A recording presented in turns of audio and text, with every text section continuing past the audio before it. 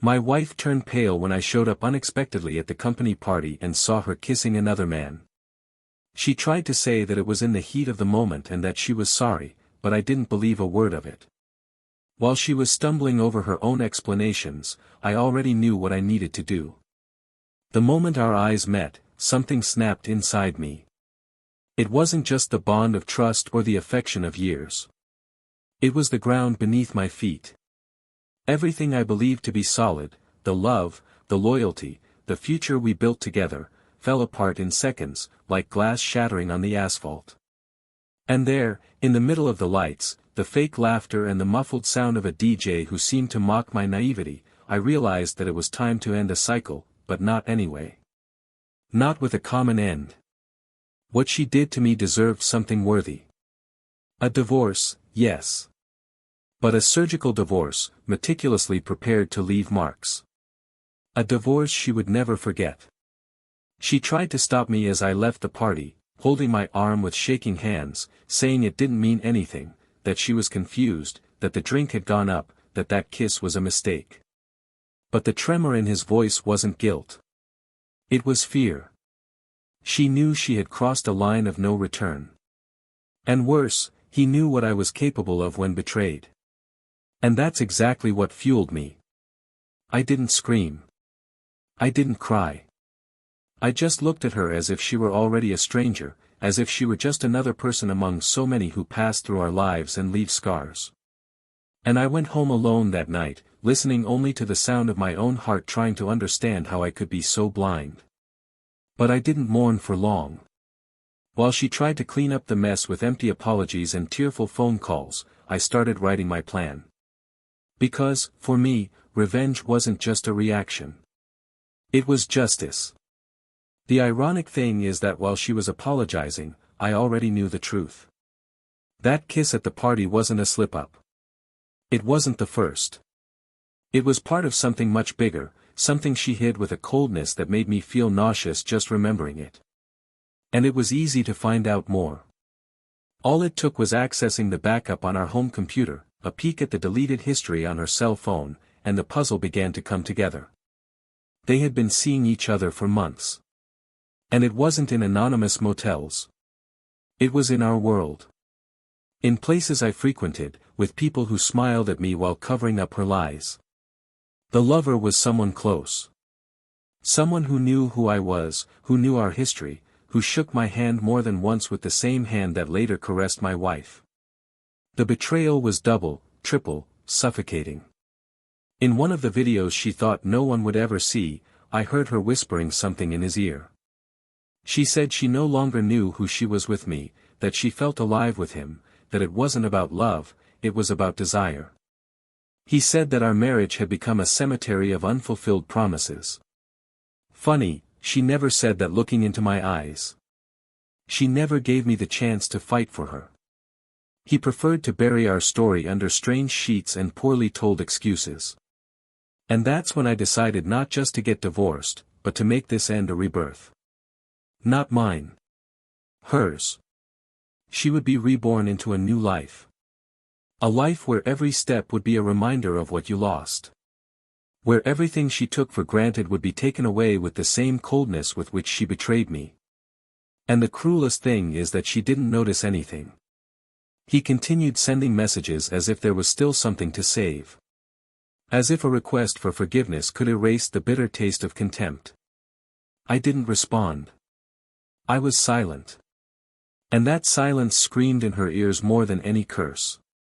She tried to get closer. He sent flowers, notes, asked to talk. He said he loved me. That she was sorry. That I wanted to fix everything. But trust, when broken, doesn't stick. And I, now, was a different man. A man who had already calmly prepared everything. The lawyer was oriented. Documented evidence. Separate accounts. And the property to which she thought she would have the right was already in the name of my new company, shielded from any attempts. Every detail of the divorce was prepared to be a sentence. And I didn't stop there. What she didn't know, what would make everything even more painful, was that there was someone. Someone who was always around. Who always looked at me with eyes that she stopped using years ago. A woman who knew her better than anyone. Who knew exactly what kind of person she was behind the curtains. This woman, who for years listened to confidences, who watched the silent decline of our marriage up close, who saw my value even when I already doubted myself, was now the one holding my hand. Who helped me rise from the ashes. And the final irony? This woman was someone that the traitor would never imagine seeing by my side. A presence that would leave her floored. A blow more cruel than any separation of assets or public trial. A mirror that would show exactly who she was, who she became, and everything she threw away on a whim, on vanity, for a moment of excitement. When she found out, there would be no speech, emotional blackmail or love letter that would reverse the impact. And the best? Everything would be revealed at the right time. Not in the heat of anger. But when she believed that maybe there was still a chance. When he began to rebuild his illusions. There, I would deliver the truth. She doesn't know yet. He still lives in limbo between guilt and hope. And that is the real punishment. Because doubt, fear, not knowing, are more cruel than any definitive answer. She will find out. You'll understand. You will feel it. And when that happens, when the last veil falls, she will realize that, while she betrayed me, she herself was digging the hole where she would bury everything that once made her happy. And it all started with a kiss. A kiss she said was unimportant. But that was the spark for the total destruction of the world itself. What she did wasn't just cheating on me. She chose a side. And that side will exact a price. But what she never imagined was that the ending I prepared for her involved much more than a courtroom or a division of assets. She still doesn't know that the woman standing next to me now is someone who knows all her secrets. Who was there behind the scenes, listening, observing, understanding every lie. Someone who was once too close. And now he's about to show that true love can be born from pain, and justice. But what will she do when she finds out? Who is this woman? And most importantly, what will happen when they face each other? Welcome to the channel. Here, no form of betrayal is tolerated, on the contrary, all the stories reveal how it corrodes, destroys, and leaves deep scars in the souls of those who truly love. The narratives you will hear are fiction, but the feelings they awaken are real. The purpose is clear: to show the devastating consequences of infidelity and to value those who choose the path of loyalty. Get ready, because what comes now is a story shocking, intense and unforgettable. Good listening. They met on a gray morning, one of those mornings where time seems suspended and the world slows down for a few moments. It was at a corporate seminar, surrounded by lukewarm coffee, badges hanging around their necks and rehearsed voices. Between empty presentations and promises of networking, Daniel's eyes met Laura's with a naturalness that seemed almost rehearsed. He, a project manager at a technology multinational, was known for his focused posture, firm gaze and discreet elegance. She, recently promoted to communications coordinator at the same company, carried a soft, engaging magnetism that didn't need effort to be noticed. It was as if her presence created a pause in the environment, a kind of internal silence that made eyes turn, even if no one understood exactly why. The connection between the two was neither overwhelming nor impulsive. It was built with the calm of things that are born right, at least at first glance. In a few weeks, they exchanged deep conversations during lunch breaks, confidences in coffees at the end of the day, and when they realized it, they were already sharing weekends, plans, and the comfortable silence of someone who knows that they have found someone more than just company in someone else. They have found a home. It didn't take long for friends to start commenting on how much they seemed made for each other. And maybe they were right. There was something in the way Daniel listened to Laura's every word with sincere attention, something in the way she held his hand in moments of tension, that made others believe that there was true love there. After 2 years of a stable relationship, they decided to get married in a simple, intimate ceremony, surrounded only by the people who were truly part of their lives. The wedding was celebrated in a winter garden rented for the occasion, with hanging candles and white flowers delicately positioned by Laura, who made sure to take care of every detail. Daniel, always meticulous, organized the schedules, transportation, and made sure that nothing went as planned. And nothing came out. It was a serene, unostentatious night, where the looks exchanged between the two said more than any speech. From then on, they began to build a life together based on a silent code of respect and mutual admiration. They lived in a medium-sized apartment, well located, with a large balcony and a view that at dusk looked like a hand-painted painting. Every object there seemed to have been chosen by both of them. The pictures on the walls, the books stacked on the shelf, the plants distributed around the room, everything bore the mark of Sunday mornings in decoration stores, of gentle discussions about wood tones or pillow patterns. Their routine was common, but full of small gestures that revealed complicity. Daniel prepared the latte exactly the way Laura liked it, and she, in turn, remembered their most important meetings and left notes of encouragement taped to the bathroom mirror. They shared household chores without drama, knew how to respect each other's space, and above all, they trusted each other. Or at least they believed they trusted. Laura has always been more expansive, communicative, with a social intelligence that made her a beloved figure in the company's corridors. He knew how to listen, but he also knew exactly what to say to turn an uncomfortable moment into a light conversation. Daniel was more restrained, more analytical. I preferred to observe before giving an opinion, reflect before acting. This difference between them, instead of being an obstacle, became a kind of natural balance.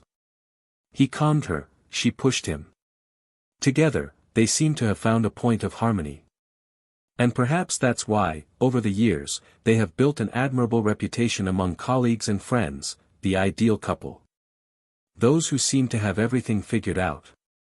Those who, when they fought, yes, like everyone else, they fought, knew how to listen to each other, knew how to give in, knew how to find each other again without deep wounds. But like every long relationship, theirs was also shaped by phases. There were times of urgent passion, days of exhausting routine, moments of uncomfortable silence that, with effort, turned into dialogue. There were losses, professional disappointments, a miscarriage that was never completely overcome, although it was never exactly forgotten. Laura became more introspective for a few months, and Daniel tried to be strong for her, even when he also felt lost. It was at this stage that he began to spend more hours at work, immersed in spreadsheets and reports, as if control over numbers could compensate for the emotional disorder he was unable to resolve. After this period, they decided to try something new. Laura accepted the invitation to an international communications project, which made her travel more frequently and get involved in larger corporate events, while Daniel started to coordinate teams in other cities, dividing himself between trips and virtual meetings. The distance between the two, until then symbolic, began to take on more concrete contours. And even though they maintained the habit of having dinner together whenever possible, of sending each other affectionate messages throughout the day, there was a subtle difference, difficult to name. As if something was shifting inside them. As if the small gestures that previously came naturally began to seem like conscious efforts to maintain what, deep down, was already beginning to be lost. Daniel has never been the insecure type. He always trusted Laura completely, perhaps even too much. And this blind trust led him to ignore signs that, today, when looking back on them, seemed too obvious. Like the too quick smiles on the cell phone, the recurring excuses about last-minute events, the meetings with colleagues he had never heard of before. But he didn't question it. Partly because I believed in her honesty, partly because I didn't want to deal with the possibility that something was out of place. Laura, in turn, seemed to have entered a phase of personal rediscovery. She started putting on makeup more often, changed her haircut, and started attending a running group on Saturday mornings, something she had never shown interest in before. Daniel praised the changes, even without understanding them. He applauded from a distance. And perhaps this distance was precisely the space needed for doubt to begin to germinate between the two, even if silently. Over the years, the couple's friends noticed subtle changes, but chose not to comment. After all, it was the kind of relationship that seemed unshakable. If something was wrong, they would be the first to fix it. Laura continued to be the charming woman, full of charm and grace, that everyone admired. Daniel remained the calm, responsible man, the one who never raised his voice, who everyone wanted as an advisor and friend. And even when they were together at social gatherings, the image they gave was one of perfect harmony. But behind closed doors, conversations were shorter. The silences, longer. And the touch between them, rarer. The company where they worked held a big year-end party every year. An event awaited by everyone, marked by motivational speeches, giveaways and opportunities for recognition. Laura was one of the main organizers and always took her work seriously, taking care of every detail as if it were an extension of herself. Daniel, normally, didn't get very involved. I thought corporate parties were theater, I preferred to keep my distance. But that year, something made him change his mind. Maybe it was the desire to surprise, to reconnect, to remind the woman he loved that he was still there, present. Without warning, she bought a new suit, had the tie she had chosen months before adjusted and decided to show up as a surprise.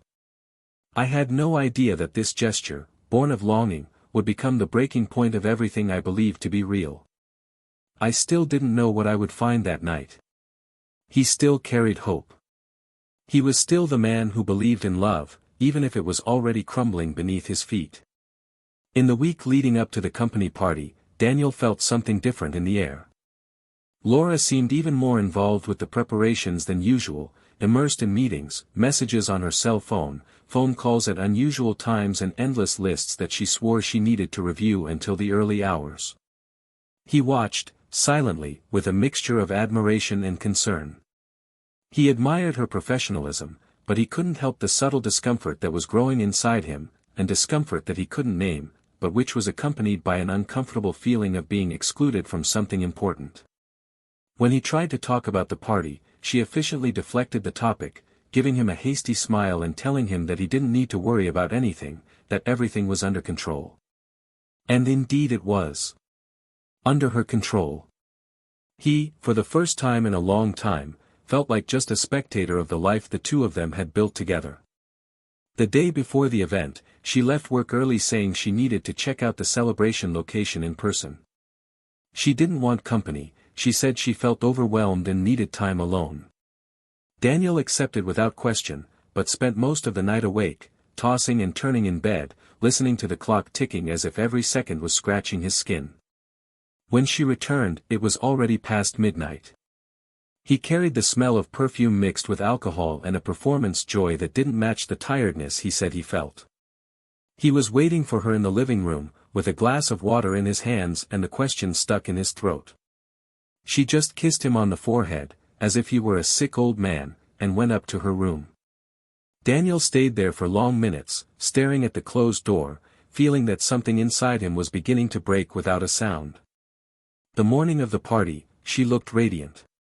Hair down with soft waves, flawless makeup, long dark blue dress with an elegant cut that he had never seen before. He said it was new, a gift that had been given after so many weeks of dedication. Daniel praised, and he did so sincerely. She looked stunning in her suit. But there was something in her eyes that bothered him, a different glow, as if she were about to live a parallel night, a reality in which he didn't fit. Still, he didn't comment anything. He pretended everything was fine. When she left, she wished her good luck, as she did every year. But this time, he didn't stay behind. He waited about an hour, got dressed calmly, put on the suit he had ordered adjusted, took the car keys and drove to the event location, with his heart racing and his breathing shallow. I didn't know exactly what I expected to find, but I knew it needed to be there. The room where the party took place was large, luxurious, with low lighting and tables arranged around a central dance floor. There was music in the background, waiters circulating with trays of sparkling wine and small groups scattered around talking, laughing, praising the year's achievements. He entered without being noticed, looked around the room and looked for Laura. She was close to the stage, chatting animatedly with colleagues. Daniel stood there, at a distance, watching. I didn't want to interrupt, I just wanted to see. And seeing was what destroyed him. The minutes that followed seemed to happen in slow motion. One moment, she was smiling at someone outside her field of vision. In the next instant, he stepped forward, touched the face of the man in front of him, and without hesitation, kissed him. It wasn't a casual peck, nor an ambiguous gesture. It was a full, intimate kiss, shared by someone who shares much more than just an impulsive moment. Daniel felt his stomach turn, as if he had been punched. He couldn't move his feet. The hands were shaking. The air escaped him as if the room had been emptied of oxygen. The world around him seemed to continue functioning normally, but inside him, everything was collapsing. He felt his legs give way for a moment and he had to lean on one of the pillars to keep from falling. Laura didn't see him right away. He was still there, laughing, without any guilt. Daniel took a deep breath, took 2 steps towards her, and it was then that she saw him. The smile disappeared from her face like a candle blown out. She turned pale. Static. The man next to him, confused, turned to see what had provoked that reaction. Daniel stopped a few meters away, staring, without saying a word. The silence between them, even amid the music, was deafening. She tried to get closer, mouthing his name as if she were a child apologizing for dropping a glass, but he backed away, with an expression that froze any attempt at contact. On the way out, she ran after him, trying to explain, saying that she was confused, that it didn't mean anything, that she didn't know what had happened. The words ran over each other, desperate, as he walked steadily to the car, without responding, without looking back. When he finally stopped, she caught up to him and grabbed his arm. He slowly turned around, looked at her for long seconds and, in a low but firm voice, asked if it was the first time. She hesitated. And that second of hesitation was enough. He smirked, a bitter smile, the kind that precedes a fall. He said he didn't need anything else. Which she had responded to with silence. And got into the car. That night, Daniel didn't sleep. He walked around the house as if he were in enemy territory. Every object that once carried happy memories now seemed to mock him. The couch where they laughed together, the kitchen where they danced to silly songs, the bed they shared for years, everything became an acidic memory, a reminder of everything that was being ripped away without anesthesia. He felt betrayed not only by her, but by himself, for having trusted too much, for having believed in a type of love that, perhaps, only he supported. The silence in the house was oppressive. The phone vibrated dozens of times with messages from her, ranging from desperate regret to a request for conversation. He didn't answer any. The time was now his. And he needed to use it to rebuild himself, or to get revenge. I still didn't know which one. The next day, she showed up at home. She was haggard, eyes swollen, clothes simple. He asked for just 10 minutes, a chance to explain. Daniel listened to her standing, arms crossed, as she tried to weave together a narrative that, with each sentence, dissolved into thin air. She said it was a lack, that she felt neglected, that she didn't know how it had happened. And while she spoke, he just watched, as if he were in front of someone he had never met. When she finished, he just thanked her for showing who he really was. He said she would receive divorce papers soon. And that, from that moment on, they were no longer a couple. She begged. He cried. He tried to hug him. He walked away elegantly but firmly. He said that now there was something greater than pain, dignity. And she had stepped on it. In the following days, he began the process. He separated accounts, dissolved bonds, consulted lawyers.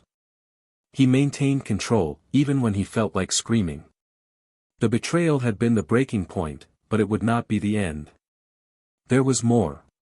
Much more. And what she didn't already know, what would make everything infinitely more painful, was about to come to light. But it wasn't time yet. There was still a secret, kept under lock and key, about to be revealed. And when that happened, nothing would be the same again.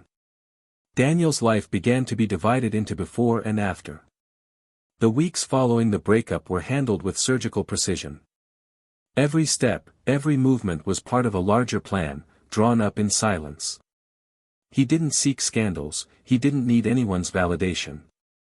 What he planned was not just closure, but a total reframing of his own life. While Laura tried to maintain some contact, suggesting meetings and phone calls under empty pretexts, he remained silent. The lack of answers was his way of regaining control. No words, no gestures, just emptiness, and inside him, a carefully contained storm, waiting for the right moment to explode. The divorce process was progressing quickly.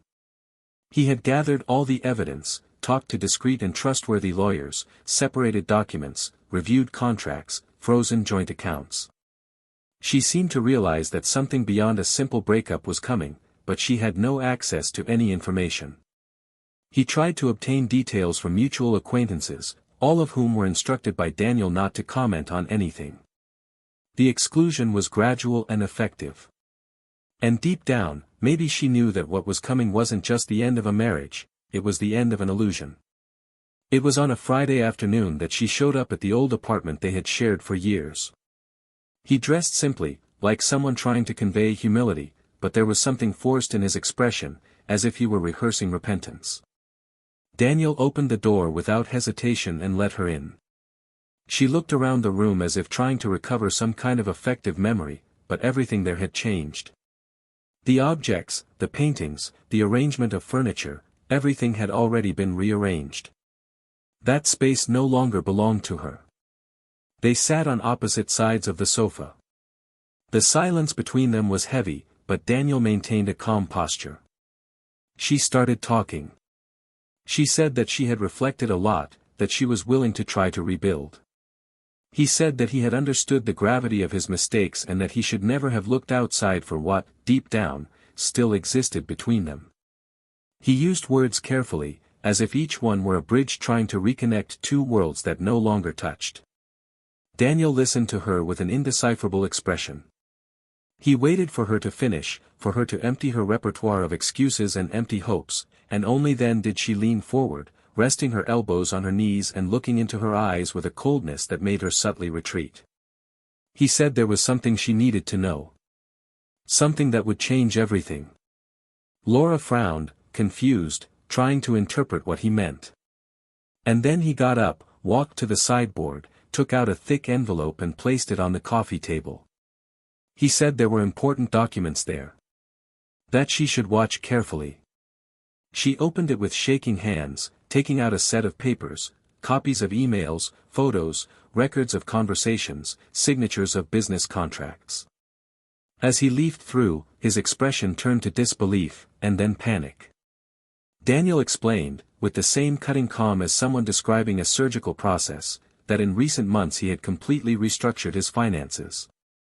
All assets that could be legally protected had been transferred to a holding company managed by a trusted person. The apartment was no longer in his name. The company they founded together in the past had been dissolved and reopened under new management, of which she was not part. And, most importantly, he had fallen in love with someone else. It wasn't an impulsive romance. It was a meeting of wounded souls, who recognized each other in the chaos. Laura tried to assimilate what she heard, alternating between denial and disbelief. But it was when he mentioned the name of who now took his place that the world came crashing down on her. It was a woman who had always been around. A figure she never saw as a threat, because she believed she was above any possibility of rivalry. Elisa. Best childhood friend. The confidant. The person she ran to in difficult times, with whom she shared the most intimate details of her marriage. Elisa, who had heard all his laments, who had followed his wrong steps, who knew of every escape disguised as a meeting, of every poorly prepared excuse.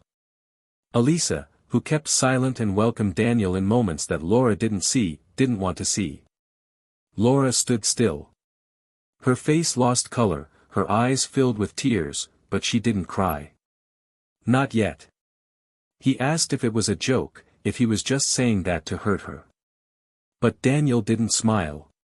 He said there was no need to hurt her, reality itself was brutal enough. He said that the love between him and Elisa was not born from her pain, but from the absence that she herself chose to cultivate. That while Laura lied, Elisa was beside him, listening, understanding, seeing the pain he disguised to the world. That it wasn't revenge, but destiny. And that, contrary to what she perhaps imagined, there was no pleasure in seeing her suffer. But there was justice. Laura stood up, staggering. He tried to breathe, but his throat felt closed. She said that this was a double betrayal, that Elisa was like a sister to her. And that he, by allowing this to happen, had become worse than she had ever been. Daniel took a deep breath, without changing his tone. He said that her betrayal began long before, when she chose to erase everything they built for a fantasy. That he just rebuilt his life with the pieces that were left. And unlike her, he never hid anything. That now everything was clear, in the light of day. She left without saying anything else. He walked down the corridor as if carrying his own coffin. When he left, he didn't look back. And Daniel, when closing the door, felt not relief, but a dense silence, full of weight. The love that once existed did not turn into hate. Died in time. And from its end, something new was born. Something he never expected to experience again. But now, it finally made sense. The next morning, the weather seemed to conspire with the chaos installed. A cloudy sky covered the city with a thick layer of gloom, and everyday sounds seemed muffled, as if reality itself refused to follow its normal course. Daniel awoke before dawn, not because of insomnia or anguish, those had already passed, but because of an imperturbable clarity that had settled within him since the night before. It was as if, by revealing the truth to Laura, he had finally crossed the last bridge between the past and the present. He got up calmly, prepared coffee, opened the windows and let the cold air invade the house. Peace was not the absence of pain, but the knowledge that nothing more needed to be said. However, there was one last piece to be put in place, a closure that not only concerned him and Laura, but also Elisa.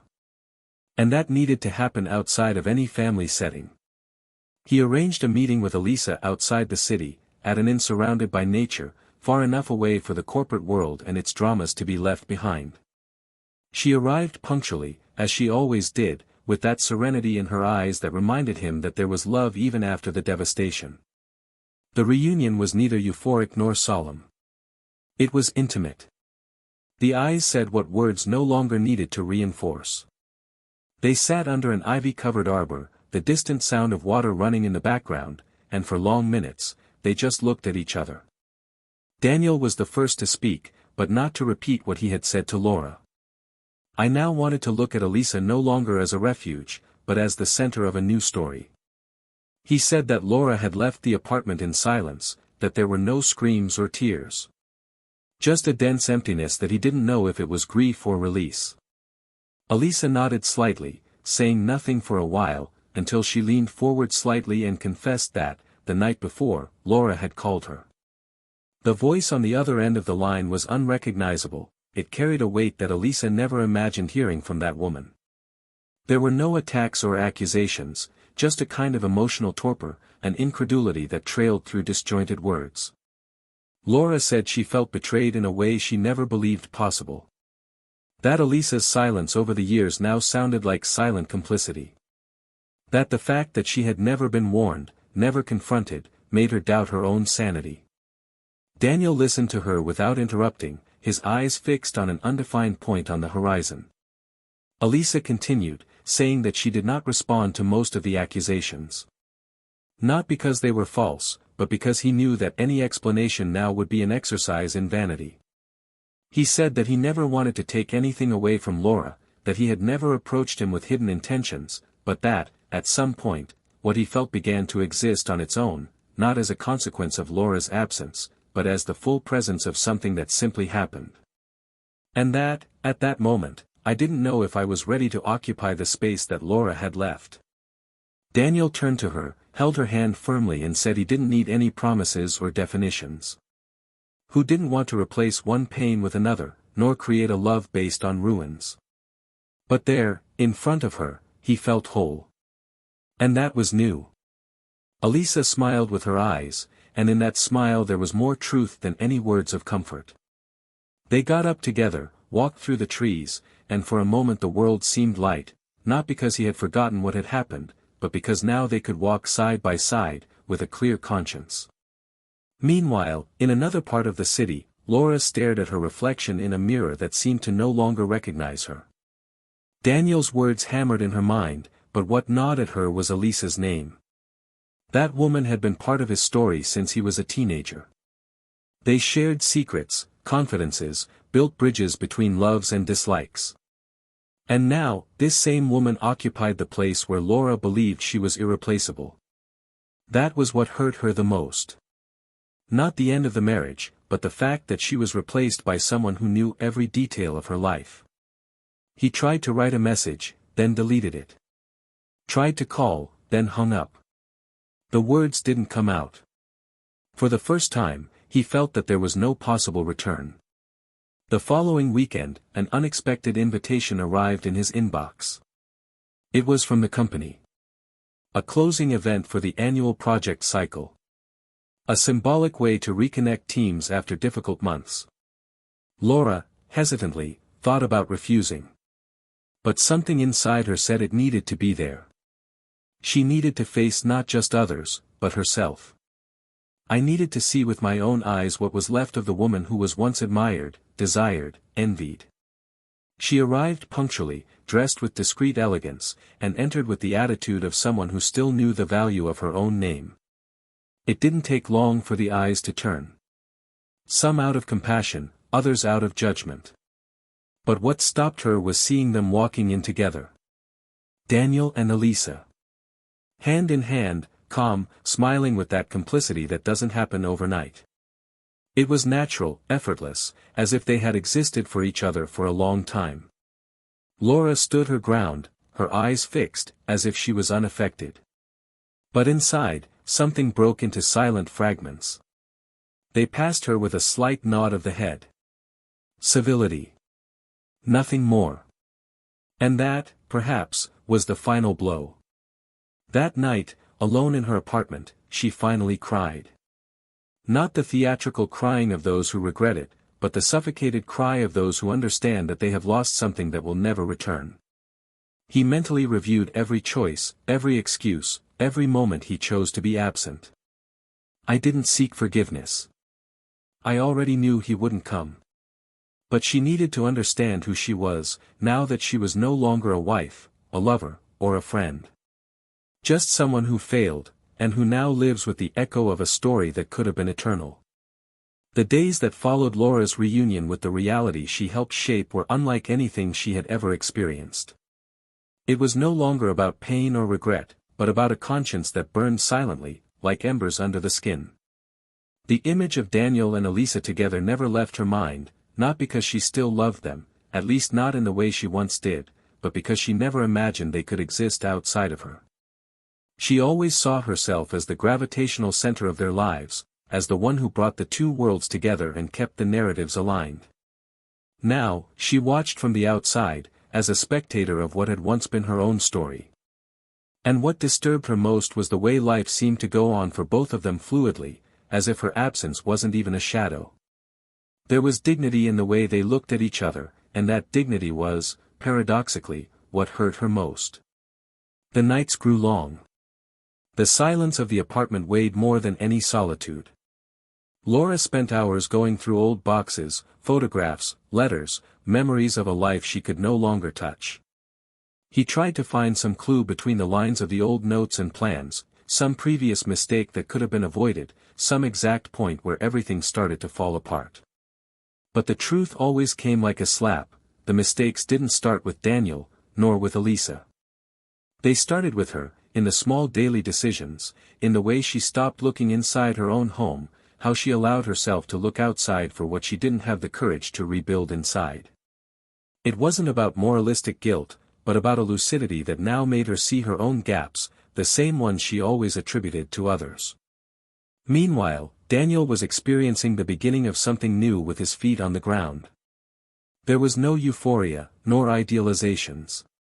He knew how much he still carried within himself the rubble of everything he had experienced, but next to Elisa, this rubble did not imprison him, it served as the basis for something more honest, more serene.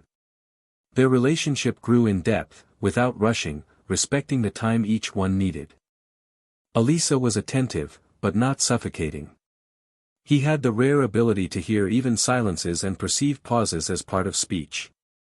Daniel, in turn, relearned to trust, not in someone else, but in himself.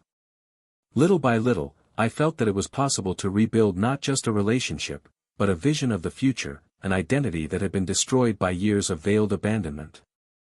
However, not everything was resolved over time. The news that Laura had been transferred to a new area of the company, after a succession of project rejections, reached Daniel's ears with a bitter taste.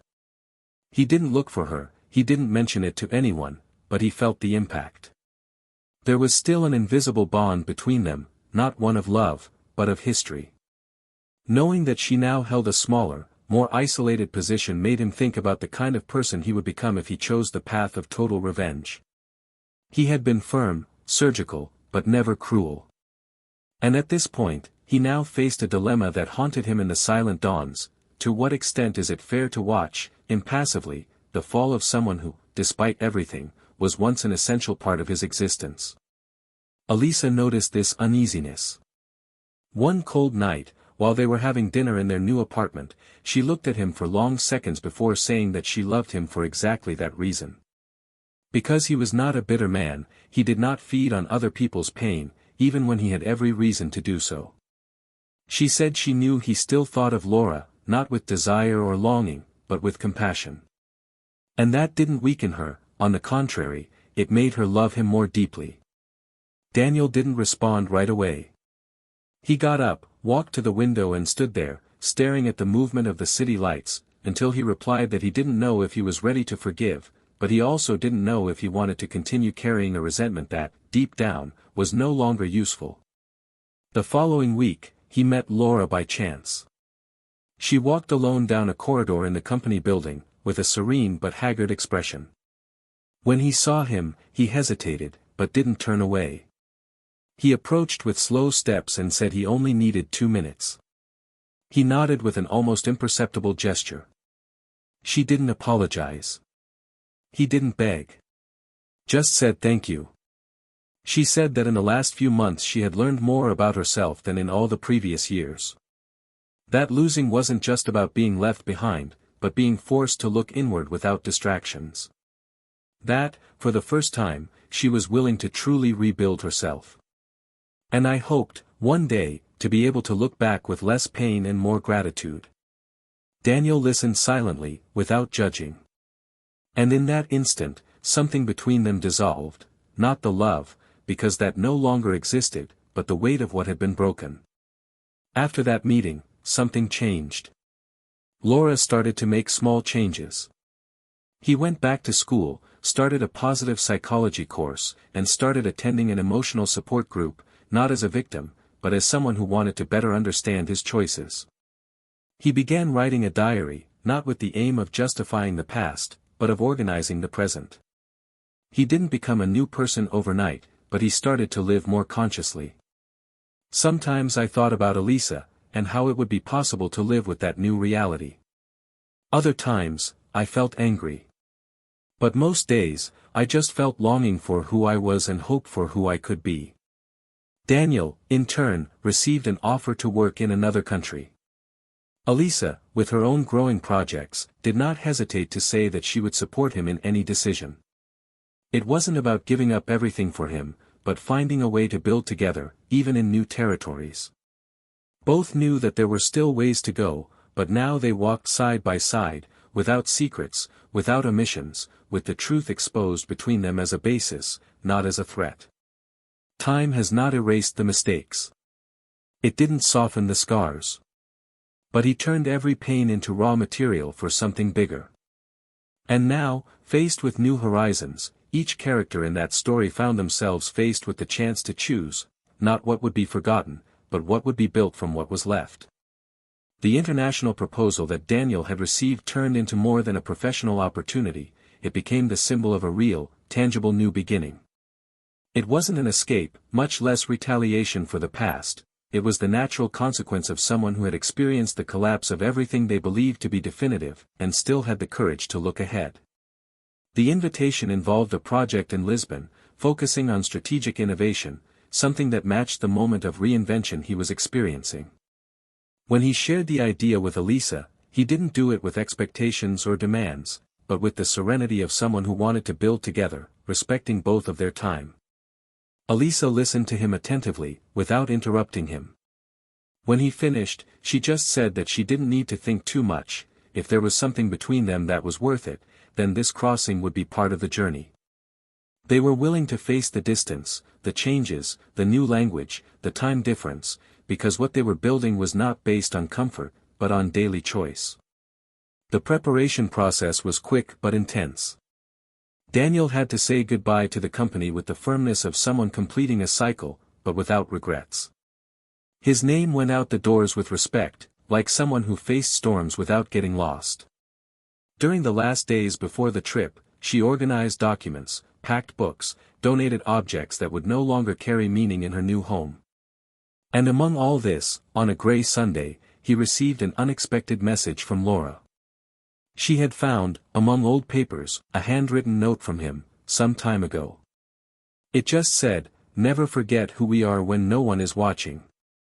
The phrase echoed like a cruel reminder, but also like a time capsule. Laura wanted to hand-deliver that note. He didn't ask to talk, he didn't beg for more time. I just wished he had that before he left.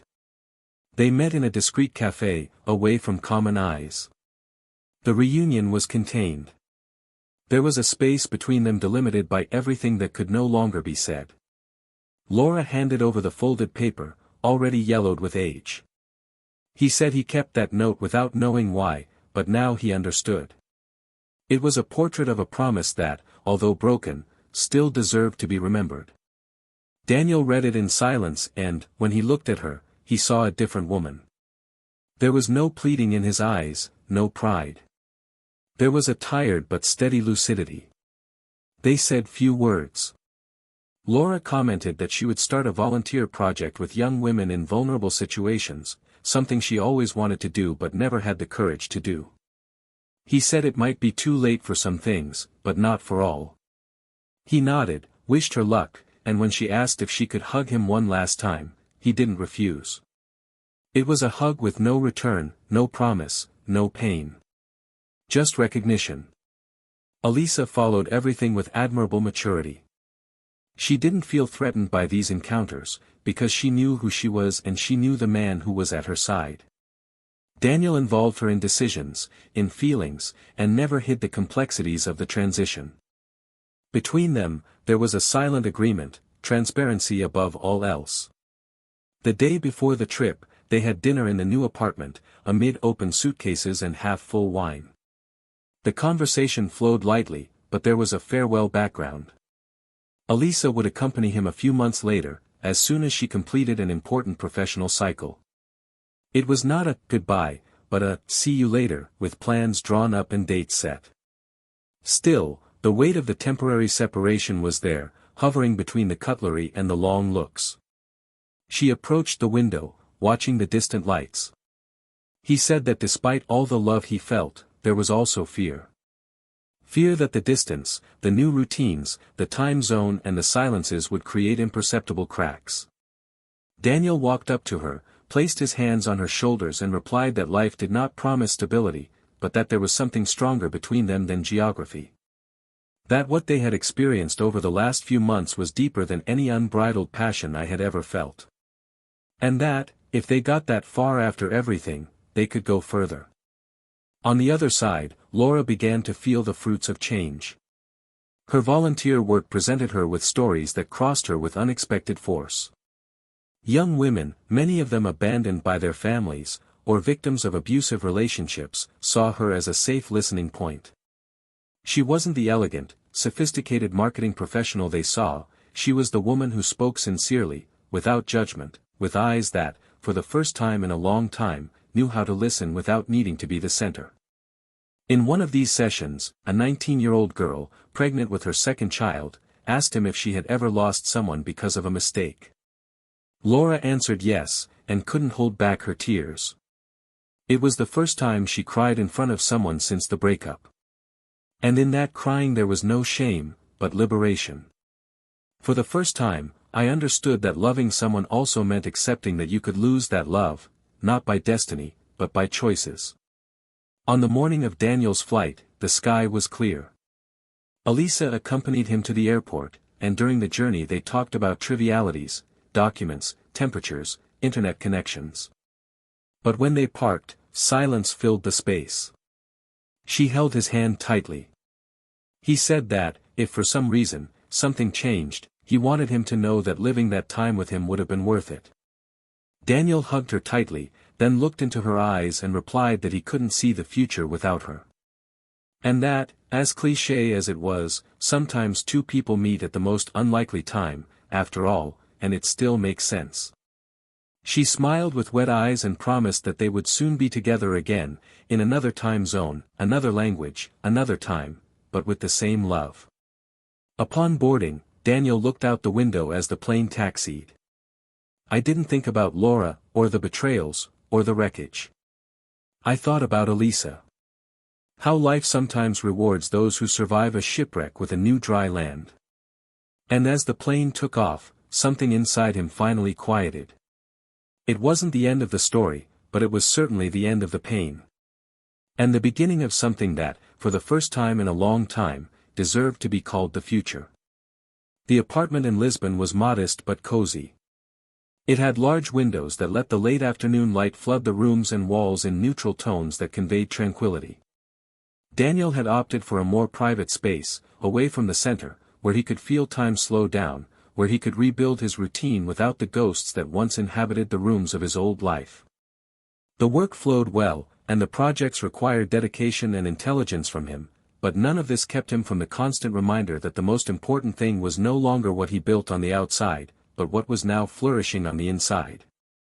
Elisa arrived 2 months later, carrying in her suitcase the scent of the home that they both decided to recreate together, a kind of fresh start that didn't need to ignore the past, but that also no longer fed on it.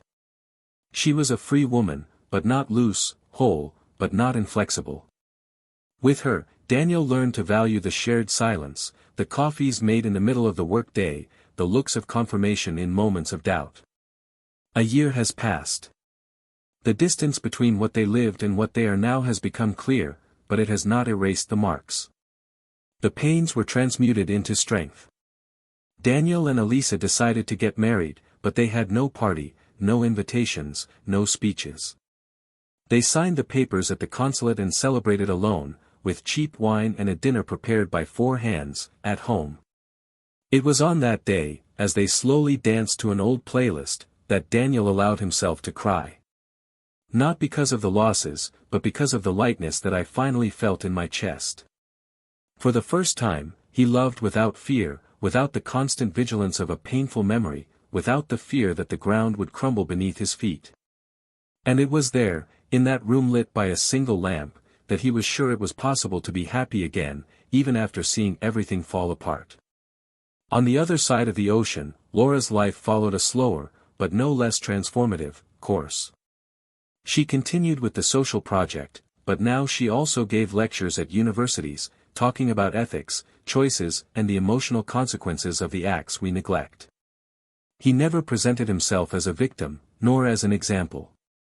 He spoke of pain with candor, of loss with humility, and of reconstruction with a kind of sincerity that touched his listeners.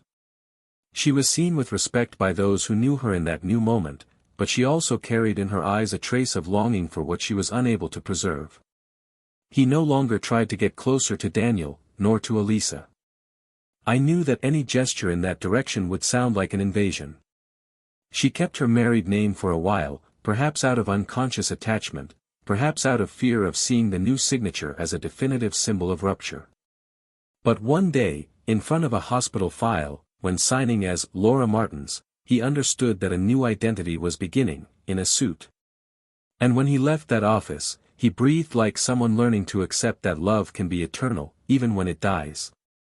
One sunny morning, Laura received a message from one of the girls in her support group.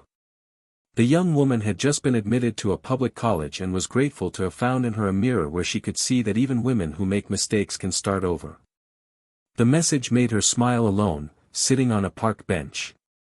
Not out of pride, but out of gratitude. She knew there was still a lot to learn, but now she was willing to no longer run away from herself. He had few friends, distanced himself from almost all old circles, and preferred it that way. Those who stayed out of true love, not out of convenience. One of those was his younger brother, who he reconnected with after years. He told her once that sometimes you have to lose everything to remember who you really are. And maybe he was right. Daniel returned to his home country only once, 2 years after the move. It was a quick trip, for professional reasons, but he decided to pass by the old street where he lived with Laura. The building was still there, with the same facade, the same windows, but it no longer affected him like it used to. He stopped in front of the gate, watched for a few moments and then smiled. Not a smile of mockery or nostalgia, but of recognition. That was where it all started, and where it all fell apart. And even then, there was no regret. There was memory. And he knew, with all the certainty that time had given him, that none of it had been in vain. Before returning to Lisbon, he met with Elisa in a café near the airport. She had flown to meet him in the country where it all began. They spent the afternoon walking, laughing, remembering not the moments of pain, but how they managed to survive them. As the sun began to set, they sat on a park bench and, in silence, watched the sky change color. They didn't say anything, because they didn't need to. They had already said everything that mattered. And in that sunset, they understood that the love they built was the kind of love that is born when you choose to love even though you know what you lost. Life followed for each one, not like a straight line, but like a river that adapts to the shape of the stones. Daniel and Elisa became part of the same body of decisions and affections. They built a house in the countryside, far from the hustle and bustle of offices and formal demands. They welcomed friends, cultivated a small garden, and on rainy days, read together by the fireplace. Their love was neither epic nor dramatic, it was simple, deep, and full of presence. Something that didn't need proof, just constancy. Laura, in turn, published a book. Not about betrayal, not about his pain, but about self-knowledge and the paradoxes of human emotions. It was well received. It didn't become a bestseller, but it touched those who needed to be touched. He finally found himself at peace with his image in the mirror. She understood that forgiving herself was not forgetting what she did, but deciding not to live with guilt anymore. One day, visiting a contemporary art exhibition, he stopped in front of an installation made of mirror fragments. Each piece reflected something different depending on the angle. She stood there for minutes, looking at her fragmented reflection, and thought, maybe this is what we are in the end, pieces that, despite being broken, still reflect something whole. If you've made it this far, tell me in the comments, which part of this story marked you the most? What was the moment that made you reflect? Don't forget to subscribe to the channel so you don't miss any stories like this, and remember, on this channel, we do not support any type of betrayal. We are here to show how it destroys, corrodes and changes lives forever. Until the next story.